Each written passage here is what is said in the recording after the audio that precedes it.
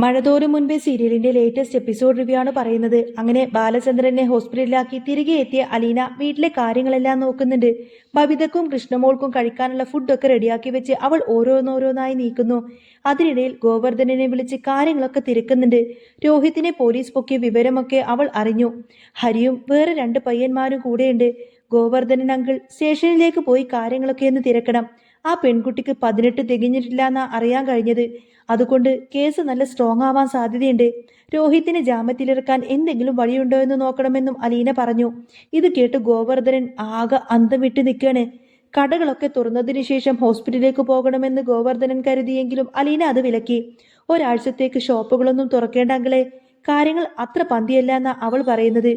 ഗോവർദ്ധനൻ നേരെ ഹോസ്പിറ്റലിലെത്തി ബാലചന്ദ്രനെ കണ്ടു. ബാലേട്ടാ, ഇപ്പൊ എങ്ങനെയുണ്ട്? കുറച്ച് ആശ്വാസമില്ലേ എന്ന് ചോദിക്കുമ്പോൾ ആശ്വാസം മരിച്ചു പോയിരുന്നുവെങ്കിൽ കിട്ടിയേനെ എന്നാണ് തകർന്നുകൊണ്ട് തന്നെ അച്ഛനായി ബാലചന്ദ്രൻ മറുപടി നൽകുന്നത്. അലീന പറഞ്ഞതുപോലെ കടകളൊന്നും തുറക്കണ്ട എന്ന് ബാലചന്ദ്രനും സമ്മതിച്ചു. ബാലേട്ട, രോഹിത്തിന്റെ കേസ് സീരിയസ് ആണ്. അവനെ ജാമ്യത്തിലിറക്കേണ്ടേ? ഗോവർദ്ധനന്റെ ചോദ്യം കേട്ട് ബാലചന്ദ്രന്റെ ഉള്ളുലയുന്നുണ്ട്.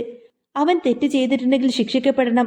അവനെ ജാമ്യത്തിൽ ഇറക്കേണ്ട എന്നാ ഞാൻ ആദ്യം കരുതിയത്. പക്ഷേ ഞാനൊരു അച്ഛനല്ലേടാ എന്ന് പറഞ്ഞ് അദ്ദേഹം അങ്ങ് വിങ്ങിപ്പൊട്ടിക്കരഞ്ഞു.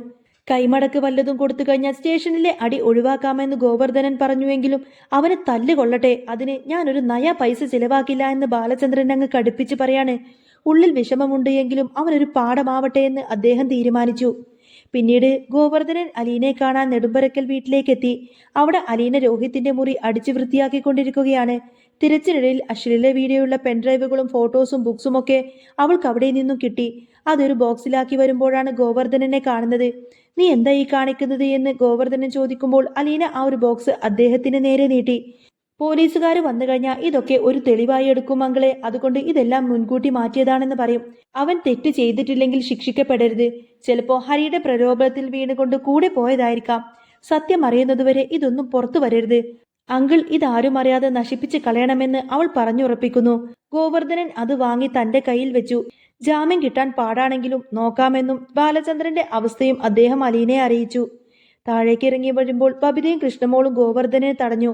അലീനയോട് മാത്രം പറഞ്ഞാൽ മതിയോ? ഞങ്ങളൊന്നും അച്ഛന്റെ മക്കളല്ലേ? രോഹിത്തേട്ടന്റെ അവസ്ഥ ഞങ്ങളും അറിയണ്ടേ എന്ന് ബബിത തട്ടിക്കയറി ചോദിച്ചു. അന്നേരം ഗോവർദ്ധൻ അവർക്കൊരു തക്ക മറുപടി തന്നെ കൊടുത്തു. എടി, നിന്റെ അച്ഛനും അമ്മയും ഹോസ്പിറ്റലിലാണ്.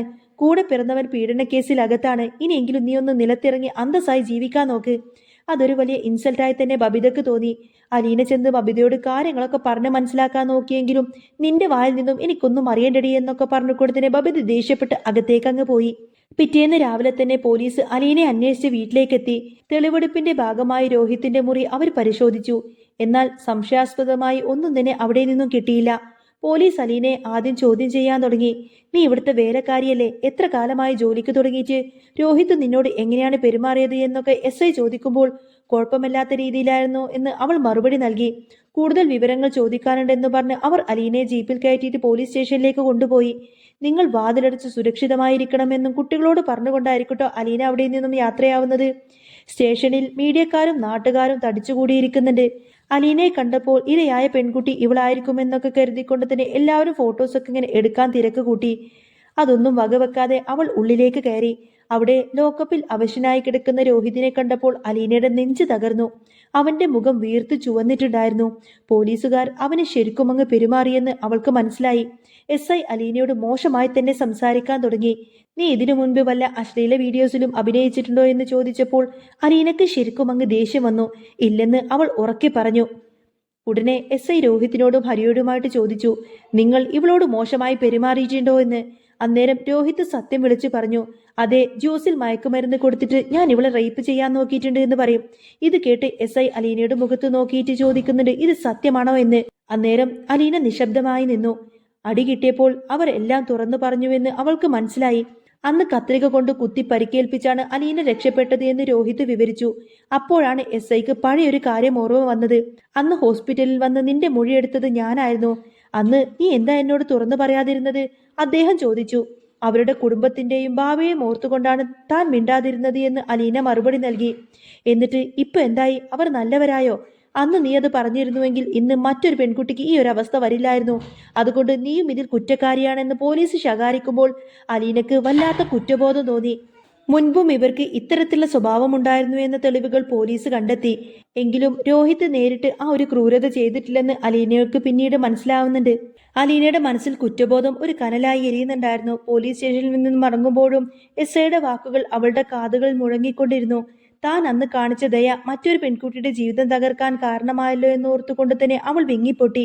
എന്നാൽ രോഹിത്തിന്റെ അവസ്ഥ അവളെ അതിലേറെ തന്നെ വേദനിപ്പിച്ചു. അവൻ ആസൂത്രണത്തിൽ പങ്കാളിയായെങ്കിലും ആ ക്രൂരകൃത്യം നേരിട്ട് ചെയ്തിട്ടില്ല എന്ന് അവൾക്ക് എവിടെയോ ഒരു വിശ്വാസമുണ്ടായിരുന്നു. അലീന രഹസ്യമായി രോഹിത്തിന്റെ സുഹൃത്തുക്കളെയും ആ രാത്രിയിൽ കൂടെയുണ്ടായിരുന്നവരെയും നിരീക്ഷിക്കാൻ തുടങ്ങി. ഹരിയുടെ തനിനിറം പുറത്തു കൊണ്ടുവന്നാൽ മാത്രമേ രോഹിത്തിനെ രക്ഷിക്കാൻ കഴിയൂ എന്ന് അവൾക്ക് ബോധ്യപ്പെട്ടു. ഇതിനിടയിൽ ഹോസ്പിറ്റലിൽ നിന്നും ഡിസ്ചാർജായി വന്ന ബാലചന്ദ്രൻ മകനെ തള്ളിപ്പറഞ്ഞുവെങ്കിലും അലീനയുടെ നിശബ്ദമായ നീക്കങ്ങൾ അദ്ദേഹം ശ്രദ്ധിക്കുന്നുണ്ടായിരുന്നു. ഒരു രാത്രിയിൽ ഹരിയുടെ ഫോൺ റെക്കോർഡിംഗ്സുകൾ അലീനയ്ക്ക് അവിചാരിതമായി ലഭിച്ചു.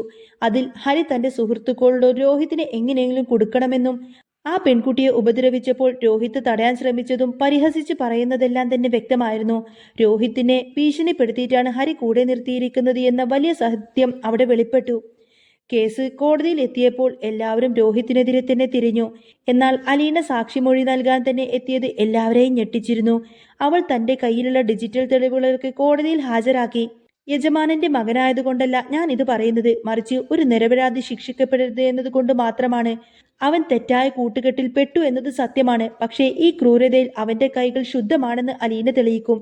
അലീനയുടെ ആത്മവിശ്വാസത്തോടെയുള്ള മൊഴികളും തെളിവുകളും കേസിനെ മാറ്റിമറിച്ചു. ഹരിയുടെ വക്കീലിന് പിന്നെ ഒന്നും തന്നെ മിണ്ടാനായില്ല.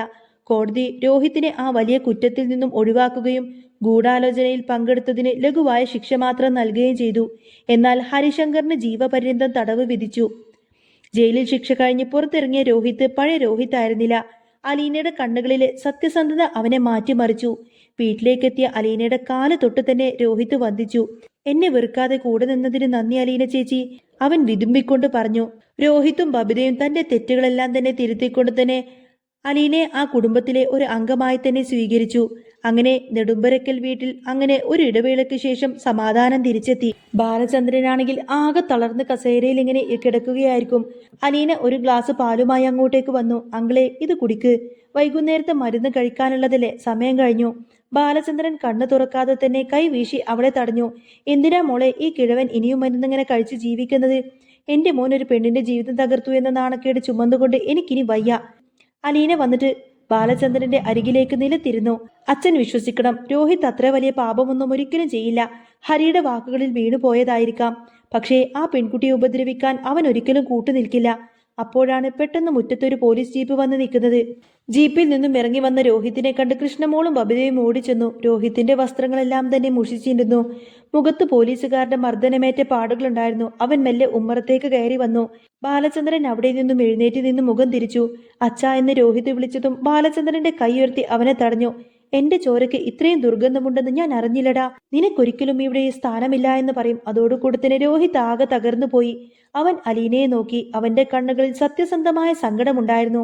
അലീന, എനിക്ക് തെറ്റുപറ്റി. ഹരിയുടെ കൂടെ പോയത് എന്റെ ജീവിതത്തിലെ ഏറ്റവും വലിയ തെറ്റാണ്.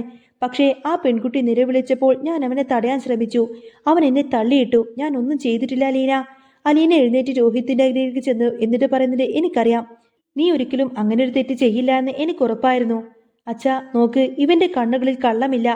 ഇവനെ നമ്മൾ കൈവിട്ടു കഴിഞ്ഞാൽ അത് ഹരിയെ പോലുള്ളവർക്ക് കിട്ടുന്ന വിജയമായിരിക്കും. ബാലചന്ദ്രൻ വിറക്കുന്ന കൈകളോട് കൂടെ തന്നെ മകനെ നോക്കി. അലീന തുടർന്നു, ഞാൻ ഇത്രയും നാൾ ഈ വീട്ടിൽ നിന്നത് വെറുതെയല്ല. രോഹിത്തിനെ ചതിയിൽപ്പെടുത്തിയതാണെന്ന് തെളിയിക്കാൻ വേണ്ടി തന്നെയായിരുന്നു. എന്റെ കയ്യിൽ ചില വഴികളുണ്ട്. ഹരിയുടെ സുഹൃത്ത് വിനയൻ എന്നോടെല്ലാം തന്നെ തുറന്നു പറഞ്ഞിരുന്നു. നമുക്ക് ഈ സത്യം ഏതായാലും പുറത്തു കൊണ്ടുവരണമെന്ന് പറയും. ഇത് കേട്ടപ്പോൾ രോഹിത്തിന്റെ ഉള്ളിൽ ഒരു പ്രകാശമുണ്ടായി. അലീന എന്ന പെൺകുട്ടി വെറും ഒരു ജോലിക്കാരിയല്ല, മറിച്ച് തകർന്നു പോയ ഈ കുടുംബത്തെ പിടിച്ചു നിർത്തുന്ന നട്ടലാണ് എന്ന് ബബിതക്കും കൃഷ്ണമോൾക്കും രോഹിത്തിനും എല്ലാവർക്കും മനസ്സിലായി. ബബിതയും കൃഷ്ണമോളും വന്നിട്ട് മെല്ലെ അലീനയുടെ കൈ ഇങ്ങനെ ചേർത്ത് പിടിച്ചു. അന്ന് ആദ്യമായി ബബിതയുടെ കണ്ണുകളിൽ പരിഹാസത്തിന് പകരം സ്നേഹം നിറഞ്ഞു. അങ്ങനെ ഇനി വരാൻ പോകുന്ന നല്ല സൂപ്പർ അടിപൊളി ത്രില്ലിംഗ് എപ്പിസോഡുകളൊക്കെ തന്നെയായിരിക്കും കേട്ടോ.